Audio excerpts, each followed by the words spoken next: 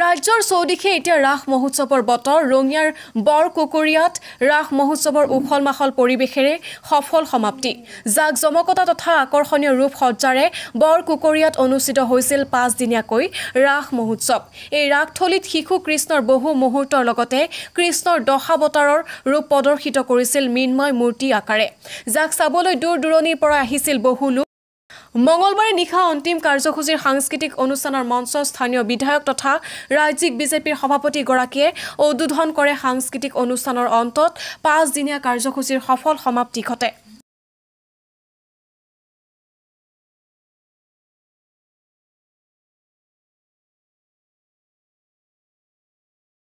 গান গাব নাজানো নি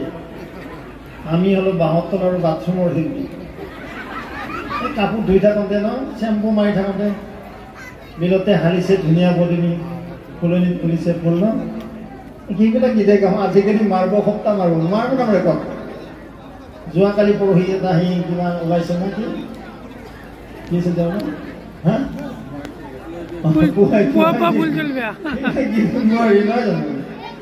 নহয় ৰাইজ মইতো আৰ্টিষ্ট নহয় নহয় আমি আৰু সমাজ সেৱক মানুহ সমাজৰ মাজত নাহোঁ দৰকাৰে ৰাইজৰ মাজতে আহি কোনোবাই গালে মই ভাল পাওঁ ন লাগে আমি কিবা সহায় কৰি দিম নেকি মাছটো এটা কৰি গাইছোঁ ভাত পানী দিয়ক সমৰ্থন দিব আৰু এইখিনি বহুত দুখ লাগে মন্দিৰ নাই চাইছোঁ ৰাস ক'ত পালোঁ পাইছোঁ ৰাস হৰি মন্দিৰত ৰাস হয় গমে নাপায় যে হৰি মন্দিৰটো মই তাকে কওঁ এইবাৰ এইকাৰণে কোৱা নাই আৰু কমিটিয়ে বেয়া পাব যদি কমিটিয়ে মন্দিৰটো বনাই মই 5 লাখ টকা দিম এতিয়াৰ পৰা প্লেনিং কৰক আকৌ কি হয় গম পাই নে যে ৰাস হ'ব এই বিহু নাই কি কাতি বিহু নে কি কয় তাৰ আগত কিবা পূজা হয় নহয় কি পূজা দুৰ্গা পূজা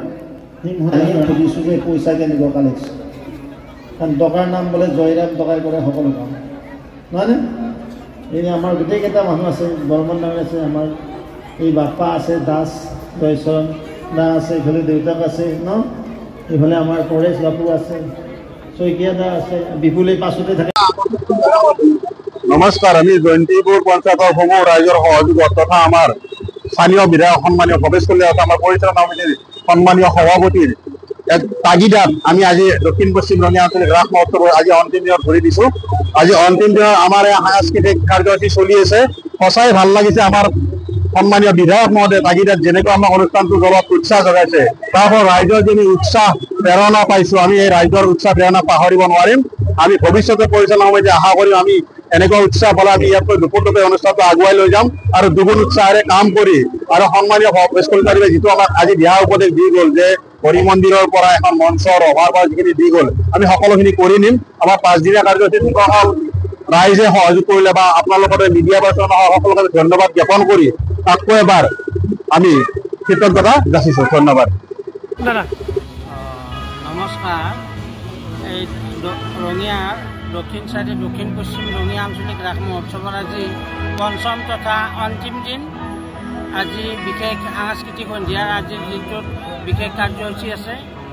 আজি আমাৰ ৰাস মহোৎসৱৰ স্থায়ী সভাপতি মাননীয় বিধায়ক ভৱেশ কলিতা মহাশয় ইতিমধ্যে আহি আমাৰ সাংস্কৃতিক সন্ধিয়াৰ কাৰ্যসূচী মঞ্চ মুকলি কৰিলে গতিকে শিল্পী ইতিমধ্যে আহি পাইছে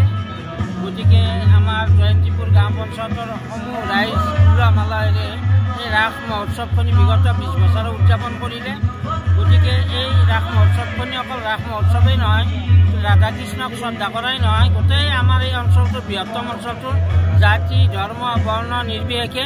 একতাৰ বান্ধোনেৰে বান্ধ খাই আছে আৰু সকলো ধৰণৰ মানুহৰ সহায় সহযোগিতা আৰু মৰম চেনেহৰ মাজত আমাৰ অনুষ্ঠানখনে প্ৰাণ পাই উঠিছে ধন্যবাদ নিউজ এক্সিপোৰ্ট ডেইলি 24